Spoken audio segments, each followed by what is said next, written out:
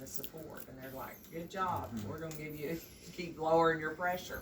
And so if that is the case, then there's a couple of things you can do. Number one, chances are the patient needs more PEEP, so you can increase their PEEP.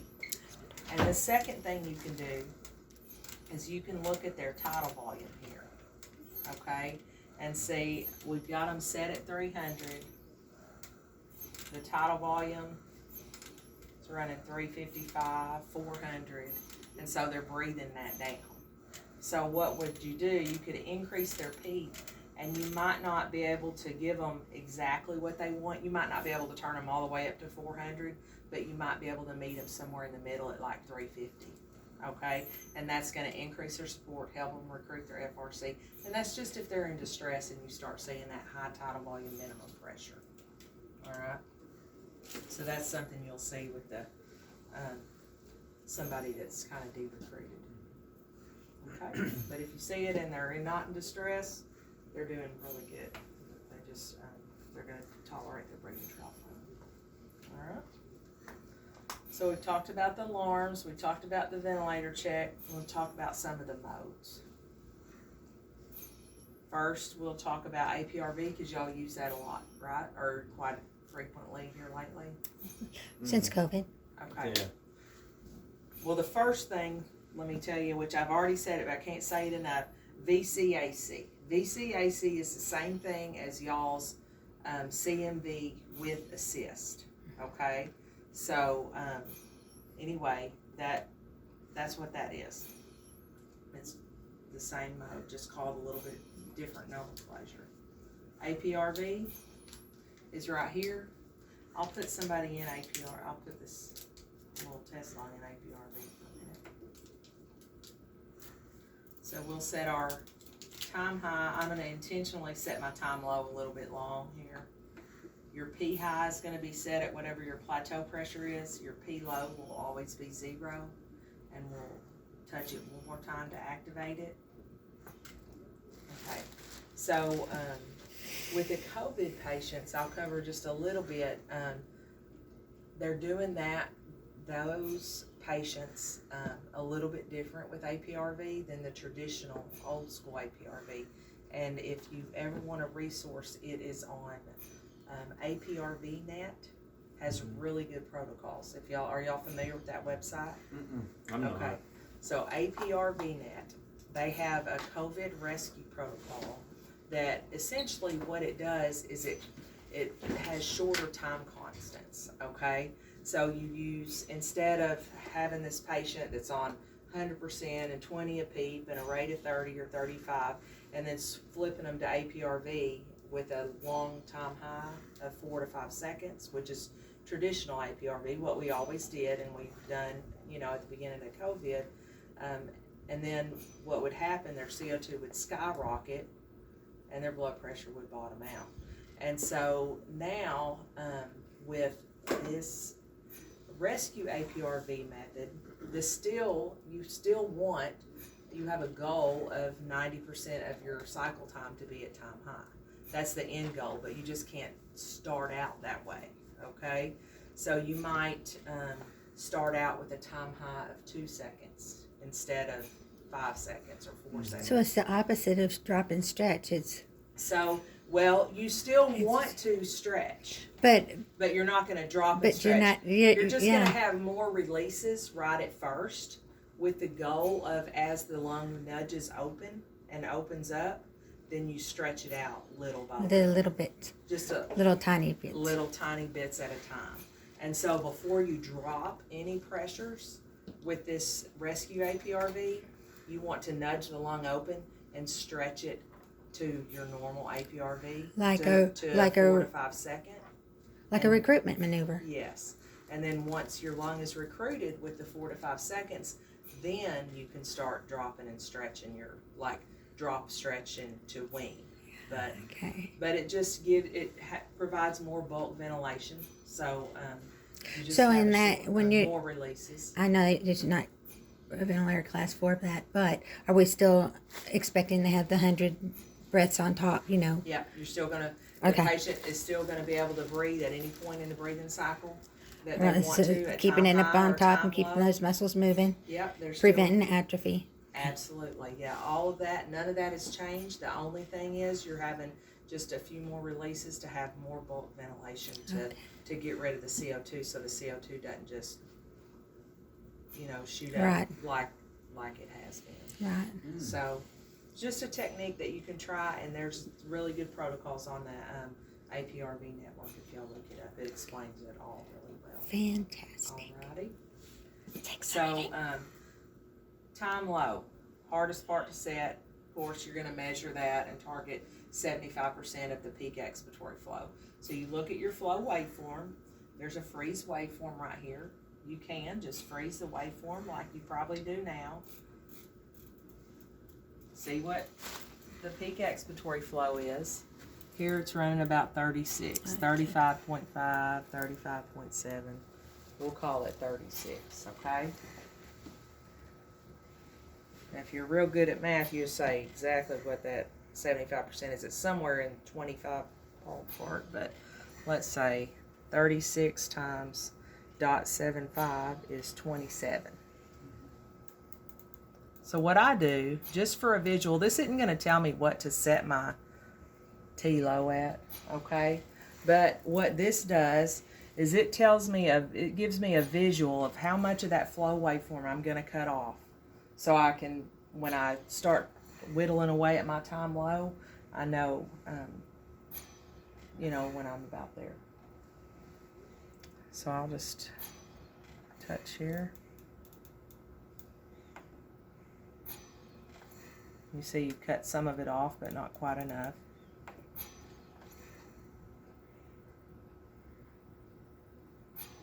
And that's getting closer. You might want to cut a little bit more off.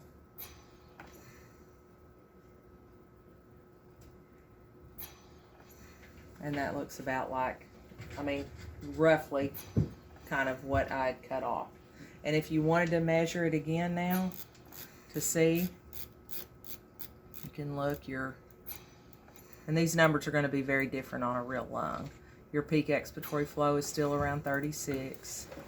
And when your next breath is starting, it's about 21, which we wanted it at 27. So we could still cut a little bit more off. But anyway, so you can do it like that, which is probably how you already do it. Is that kind of the way y'all do it now, or you not really? Or y'all, well, how do you do it now? Under additional settings, there's also this thing called auto release here. All right. You tell it 75% termination, which is what the TCAV method is, which most people use. Give it a little bit of room to work, and that's what your T-low is set at. When we turn it on, now what's going to happen is the ventilator is going to look at your peak expiratory flow. It's going to see what it is and target 75% of it, okay? And it's going to automatically figure out what your T-low should be. Like a servo. I know it's not Drago. Servo don't do that. It doesn't? No, they don't have that feature. But here's the thing with auto release. We all know that the waveforms on a real patient are not as pretty as these waveforms, especially on somebody with severe ARDS. So number one, you can't use auto release if you've got really spiky waveforms. You know those waveforms that have a sharp spike in them right at first, because you don't want to measure that spike, okay, into your flow, excuse me. So, but if you're standing here at the bedside and you have a nice waveform, which a lot of times you will have a decent waveform, okay, turn on auto release, put it on screen view 2, and see what your time low should be. All right, this is at 0.49.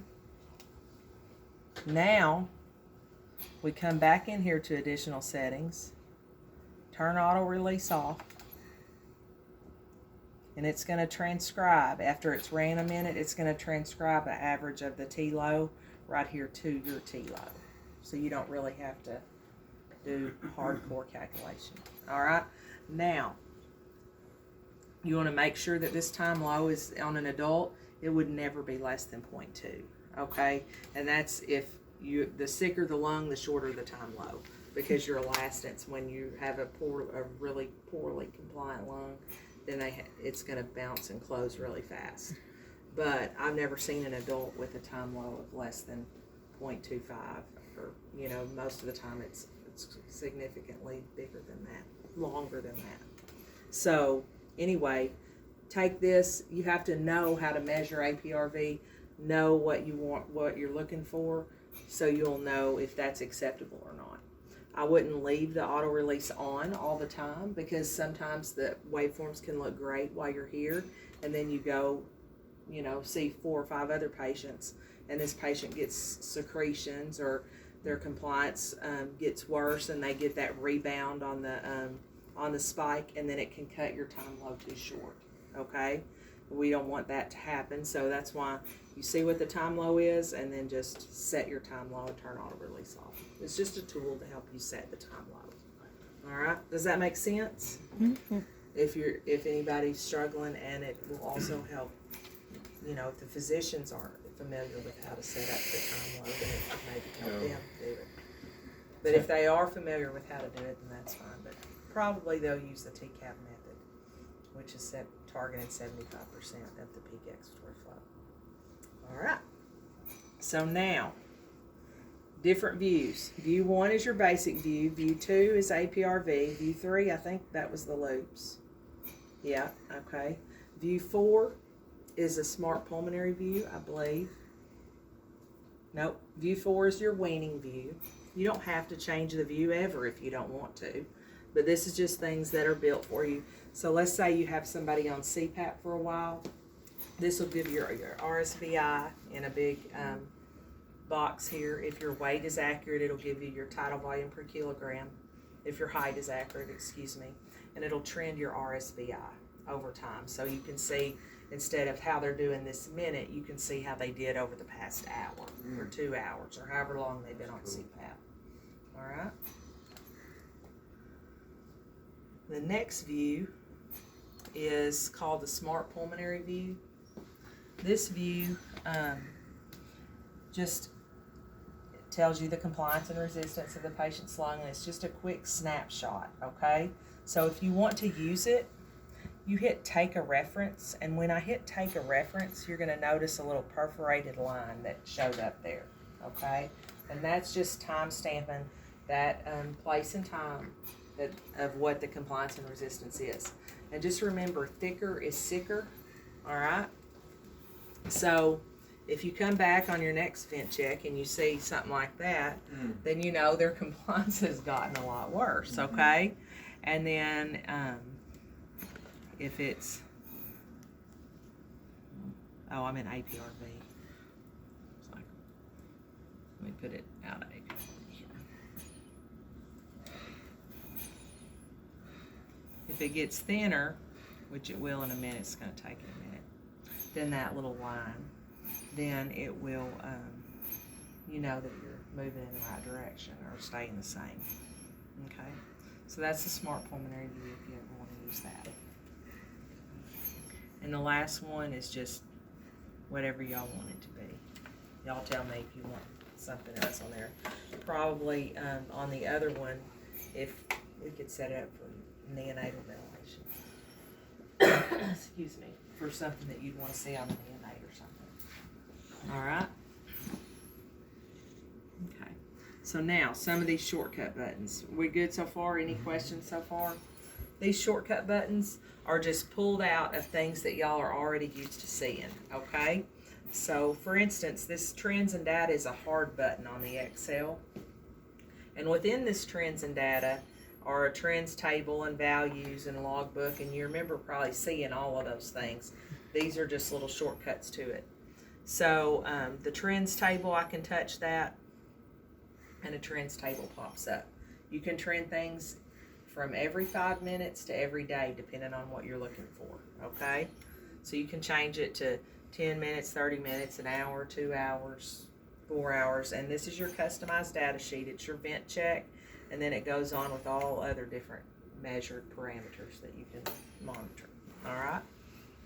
When this comes in handy is if you have a patient that, let's say they're doing great tonight, and you come back tomorrow and they're, you know, something's happened and they're circling the drain, you're trying to figure out what went on here. You can come here, you can see their settings. If it's in green, if it's a measurement, it'll be in blue. You could maybe come look at their mean airway pressure or their PIP or whatever you kind of would tell the tell. You'd say, okay, well, we have gone from last night it was 9.7 and now our mean airway pressure is 18. What were they on last night? We could highlight it, hit logbook, and it's going to drop you off at that place and time in the logbook and tell you what exactly was going on. Okay, well, they were on VCAC last night, and then when their mean airway pressure jumped up, they're on APRV. So that would be the difference there, So it just, you can track down little things like that with the logbook. The values is already, that's where you're going to see your vent check. If you're looking for a value that's not on your vent check, you'll be able to find it under values 1 or values 2. Okay? You don't want to have to hunt and peck through all of that, so that's why we have the values 1 and values 2.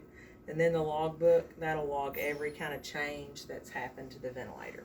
So let's say you go to lunch and come back and the ventilator's changed. You wonder what time it happened. It won't tell you who did it, but it'll tell you what time it happened there at the logbook. All right? She talks like she knows that happened. I've seen it a time or two. Special maneuvers, some of the basic ones that you're going to use most often are pulled out right here. You got your O2 suction, okay? Of course, that's going to give 100% for up to 3 minutes, and it'll turn itself off after it times out. It also does, notice this says disconnect patient after O2 enrichment. It does allow for open airway care, so if you do disconnect the patient, then it'll silence your alarm for you. Most of the time we're going to use a Ballard and we're not going to disconnect the patient, so that doesn't matter. But it'll time out after 3 minutes. If you want to turn it off early, then you can. You can just press it and confirm it again and it'll turn it off early. Your manual breath, this will give a manual breath. This is also how you can check your plateau pressure. I'm going to put it back in view 1 and show you something. So notice I have plateau and EIP right here next to each other, okay? When I check a plateau pressure, your plateau and your EIP are going to mirror each other. Now, I don't want you to misunderstand what I'm saying. I'm not saying don't do a breath hold to check a plateau pressure, because you want to do a breath hold. When you do the breath hold, the lung is going to equilibrate and your pressure on a real lung is going to drop a little bit most of the time, okay? So you still do a breath hold, but the ventilator, your XL and this ventilator both, I believe the XL is the same way, but this ventilator is not going to report a plateau pressure if it can't report it with a 95% confidence level. Okay, so if it has a leak, if you have a big leak, or your patient when you're doing the breath hold is, breathing all over the place and it doesn't see cessation of flow, then it's not going to report a plateau pressure. But if you'll notice, that's why I put this EIP here. When you do the breath hold, if this plateau pressure drops, then the EIP will drop too. So it's can be used as a surrogate. So if you have a patient that you can't measure a plateau pressure on, you can get an idea about what their plateau pressure is by their EIP. So that's why I put it right there next to it. Does that make sense? But you still do want to do the breath hold to try to get your plateau pressure. And if one doesn't show up, then your EIP will be the second best thing to use as a surrogate. All right. Manual disconnection. Y'all are going to like this feature, especially since COVID. All right. Now, when you do the manual disconnection, as soon as you activate it, it's going to drop the flow to the patient. So you want to disconnect sooner rather than later. But you hit manual disconnection, and you have 10 seconds to disconnect. All right. Now, it's not going to blow and alarm and spray everything everywhere. Okay. So you'll have up to 2 minutes to do what you're going to do. Change your Ballard, change your HME, change your exfiltratory filter, whatever it is that you need to do. 2 minutes is a long time in our world, okay? So as long as it's under 2 minutes, you just hook the patient back up. It'll reestablish PEEP and start ventilation. You don't have to do anything over here, okay? If it's longer than 2 minutes, at the 2-minute mark, it's going to start blowing and going. All right, so if it's going to take you longer than 2 minutes, then you'll need to put the ventilator in standby. But as long as it's under 2 minutes, then you're good to go there. Okay? Special maneuvers, a couple other things on here. You've got your nebulizer is right here. It's breath actuated. You tell it how long to run. It uses flow that it was already going to deliver the patient and diverts it through the nebulizer port. So it's not going to change your pressure. It's not going to change your tidal volume. It's not going to change your FiO2. So you'll use, you could start your treatment using this nebulizer, do a vent check and a blood gas all at the same time, and nothing's going to change because it's just diverting flow that was already going to the patient. Awesome. So that that'll be really nice. You just tell it how long to run. All right. The diagnostics section under here. Excuse me. That's where your P.01 is, your intrinsic PEEP, and your NIF. Okay. So, do y'all ever use the P.01? Do you know about it? Or? With heart patients. Okay. You use the P.01 and the NIF? Mm-hmm. Okay. So the P.01 is just a signal from the brain to the diaphragm to tell about your work of breathing. It can automatically measure it if you turn it on, or you can just do a single measurement, whichever one you want. The patient has to be able to initiate a breath to get a reading on it, but they don't participate in the P.01. All right, but if you get a really high number, you know they have a very high work of breathing.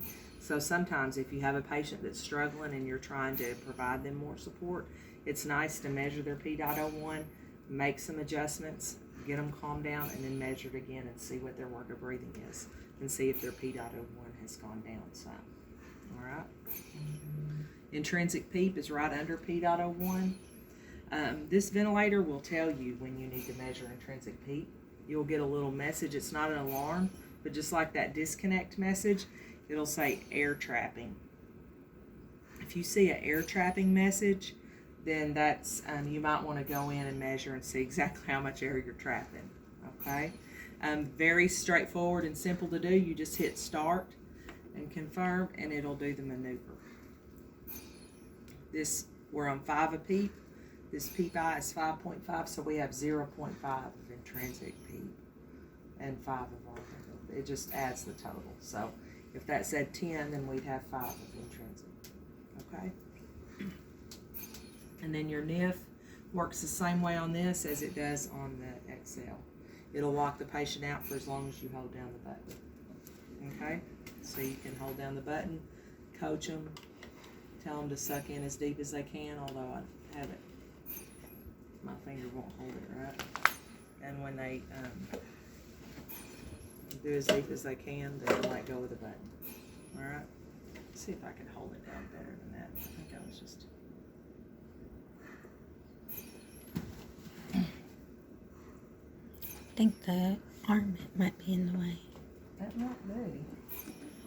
I don't know what's going on with that thing. I'll have to do a little more. Yeah. Alright. Huh. To look into why it's not holding it longer than that. It will hold it up to like for 20 seconds or something like that. So I'm gonna play with that and see why it's not holding it like that. So that's all your special maneuvers. Okay. Your trigger, if you wanted a shortcut to your additional settings, you could just touch trigger and it'll take you to your additional settings. Your flow sensor, like I said, it's going to calibrate itself every hour. Anytime it sees a trend, you're not going to have to calibrate it. If you want to calibrate it, by all means, you can. You can just hit start and confirm, and it'll calibrate it. But that's not going to really change anything for you because the ventilator is going to automatically do it. So don't feel like you have to do it. The O2 sensor, this is not a fuel cell. It's a paramagnetic analyzer in here, and so it's good for the life of the machine. So y'all aren't going to have to change out the fuel cells, the oxygen cells, and all that kind of stuff. All right? Any questions about that? All right, remember to turn it off and turn it on. You have to be in standby. And to put it in standby, there's a couple different ways you can do that. You can hit the start standby and the start standby menu will come up, or you can press the power button. Sorry about that. Oh, I thought that was, you got the same ring as I do. Like I thought I put that on silent. You press the power button and this start standby will come up. Okay? To put it in standby, you just hit standby. It's now in standby. It will scream at you and tell you it's in standby until you hit alarm reset. If you want it to sit quietly in standby, just hit alarm reset and it'll sit quiet. All right? Now, couple of other things I'll show you, and then I'll show you how to do the device check real quick, okay? This will also do high flow oxygen therapy. So if you, let's say you had somebody that's going on a trach collar during the day and the vent at night or something like that, then if you had active humidification, you'd want active humidification on it. But if you did have active humidification on it, you could just switch it over here to O2 therapy, and it'll go from 2 to 50 liters at whatever FO2 you tell it to. And you just take your trach collar, plug it right here, and just use the inspiratory side. If y'all ever use the O2 therapy, which if you don't use active humidification, it probably won't be worth your while to use it. But if you ever do use it, then be sure to just use the inspiratory limb. The reason is the inspiratory, this has a 30 centimeter pop off on it. If it doesn't get popped off and you put something here and your interface was occluded, then it would just go in one side and out the other, and it would never reach the patient and nobody'd ever know the difference. So if you use the O2 therapy feature, just use the inspiratory limb on it. All right? A lot of places, let's say if they ran out of their vapotherms, then you could put like a Fisher-Paykel cannula and stick in there and put it on the patient for high flow. Now this is a very expensive high flow device. I'm not suggesting that you use this for your high flow needs, because it's not here to replace all the high flows. All right? But to save you a few steps, if you have somebody extubate or you're going to put them on a veni mask for just a second, or before you put them on a cannula or something like that, you might use it for something like that. Makes sense. All right. If you want to get it out of here, let's say you did this and now you want to put it in standby or put it back in ventilation mode, you have to put it in standby and tell it you want it to ventilate again here on the front menu. Now it's back to the ventilator. Put your ventilator back together, your circuit back together, and you could start ventilation again. All right? Any questions about that? Last thing is the system check. You have your breathing circuit check and your device check, just like you do on your Excel. Personally, I do the breathing circuit check first. The reason I do that is because it's not going to pass the device check if it has a leak, okay? So I just make sure that this is quick and fast and easy, so just do your air tightness test first so it can get out of the way. Start, confirm, connect the breathing circuit, okay? It's going to do its leakage thing.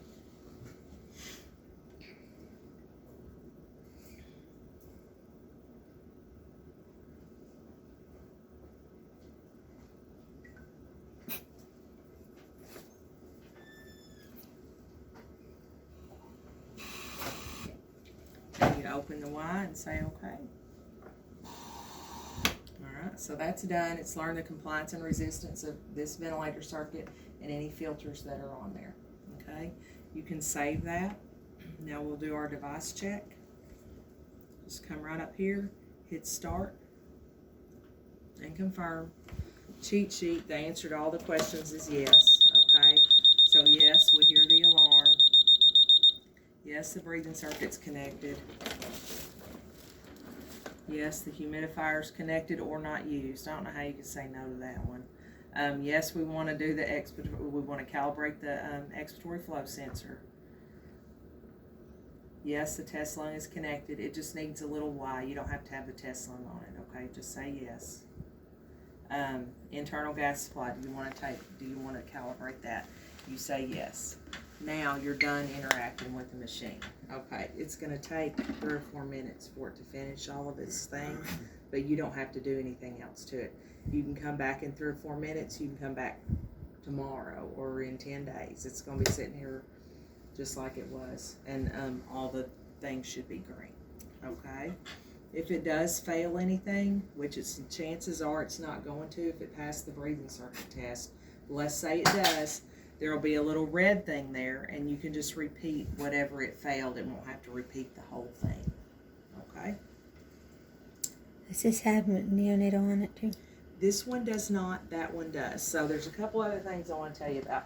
There's a second ventilator back here. I'm sorry. It was my bad. Poor Brandy. It was my bad.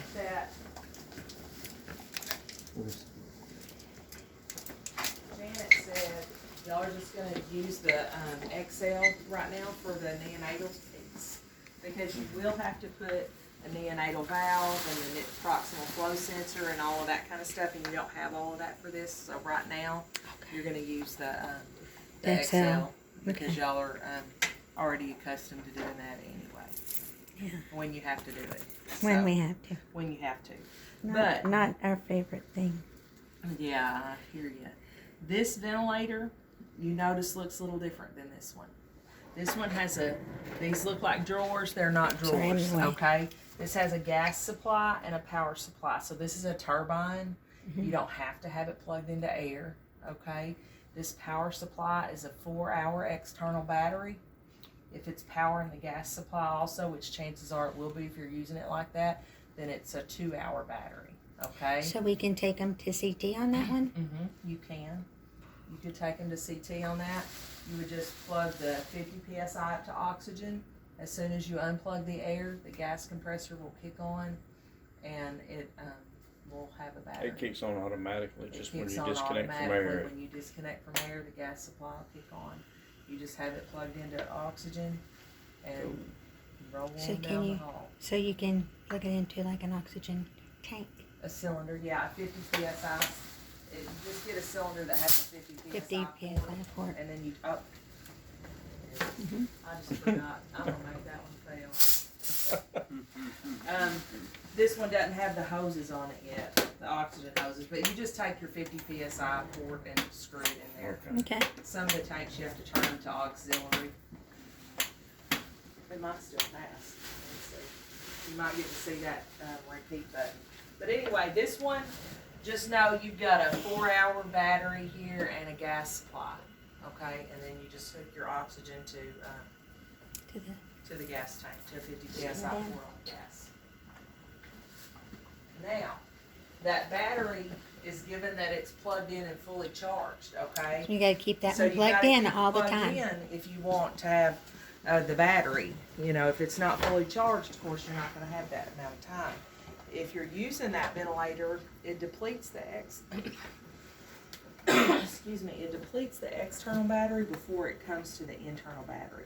So if you ever are doing a transport on it and it pops up internal battery activated, then you need to wrap up what you're doing and go on back to the room or get to a plug-in or something like that, because then you have 30 minutes of an internal battery. Okay. So, anyway, It did not say to repeat it. there we go. So it's all done. Cool. Now it's ready to be turned off and go on a patient line. It's 24 hours a day, 7 days a week, live clinical support. Okay? They also have really good webinars and stuff, free CEUs and all that kind of stuff. But you can call this telephone number 24 hours a day, 7 days a week, and a respiratory therapist will answer the line. Every once in a while, a nurse answers the line. They can get in touch with a respiratory therapist, okay? But they have all of our devices here. They're located in Baltimore, Maryland, and they are all trained to the degree that I'm trained, so they should be able to help you troubleshoot any of these devices in real time, okay? So if you can't remember how to do something, or you're getting a crazy alarm and not sure what to do with, or whatever, you just give them a call. The USB ports on the side, are those to hook into a monitor? No, actually the USB, this is where you can upload and download configurations. And so like, once we get this configuration the way y'all want it, instead of me having to go in and program all of this stuff on the other thing, I'll just take it and I'll upload it to a USB here and put it on a USB over here. That's brilliant. You can also upload data logs. Let's say if you wanted to do research, or you wanted to do a PowerPoint presentation or something like that, you can put a USB drive in here and take snapshots of different things of the screen. There's no patient protected information. There's no like identifiable anything on here. So you can take a USB and export snapshots and all kinds of different things if you have a USB in here. If you wanted to put together a presentation or download data logs for research or whatever you wanted to do. So that's what they're there for. Do y'all use Aerogens? An Aerogen nebulizer, that mesh nebulizer? Okay. Not that I. No, we used So to. some hospitals, the Aerogen, a mesh nebulizer, also sometimes is powered with a USB, and you can stick that USB in there and power your Aerogen with it. But mainly it's just for USB for transfer of the configurations or exporting data if you want to, if you need to export data for some reason. Alrighty. How y'all feel about it up, or see if you have any questions?